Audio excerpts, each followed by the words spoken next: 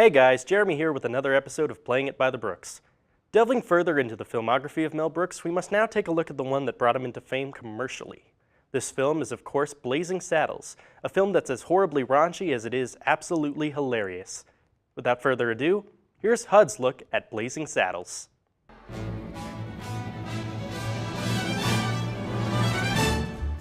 With the 12 chairs behind us, we can take a better look at Mel Brooks' film style and comedy writing.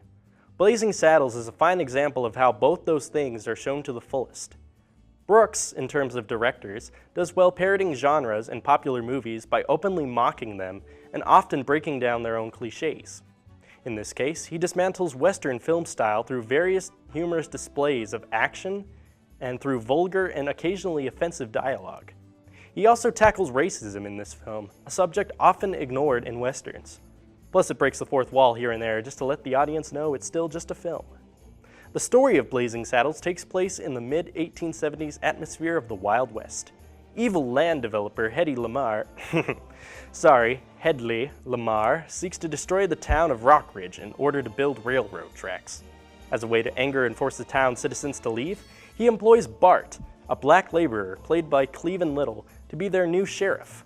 While there, Bart receives hostility from the townspeople, yet he tries to win them over by performing his duties and protecting them from Lamarr's thugs.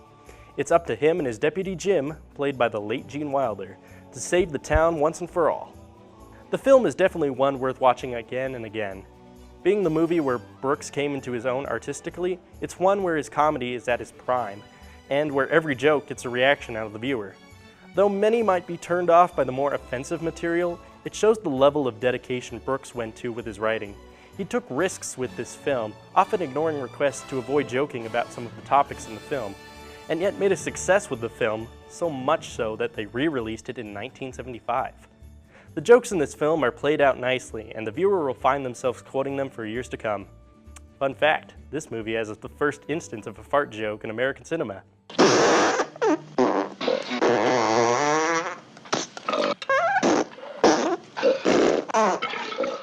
How's that for a zinger? The movie's cinematography is definitely an upgrade from Brooks' previous films, as this film has a wider ensemble of shots and scenes, while still having the ability to throw in some visual humor. The soundtrack too was changed for the better. With the help of music director John Morris, Brooks was able to create pieces of music that are not only iconic, but also hilarious to listen to while viewing. One of the only real drawbacks to the film is its skeleton of a plot. It has the Western theme, save the town from the evil rich man and his goons, but never really goes deeper than that. Character development too would have been nice, but when it comes down to it, I think the film didn't need either of those things to be incredible. The comedy in itself does that on its own.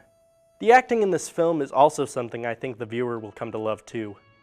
Though the original role of Bart was intended for Richard Pryor, who helped co-write the film, I think Cleavon Little did an incredible job.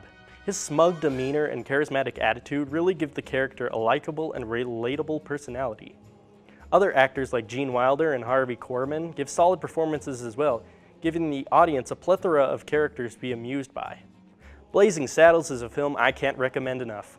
It's a Western with a playful side. It's a comedy with some kick. But most importantly, it's an icon of Brooks' career and a movie that keeps on giving. Heck, the last 30 minutes of the film have some of the best gags anyone will see out of a film like this. If that doesn't get a harumph out of the viewer, I don't think anything else will. The only other complaint I have is that it had to end. HUD gives this film a 4.5 out of 5.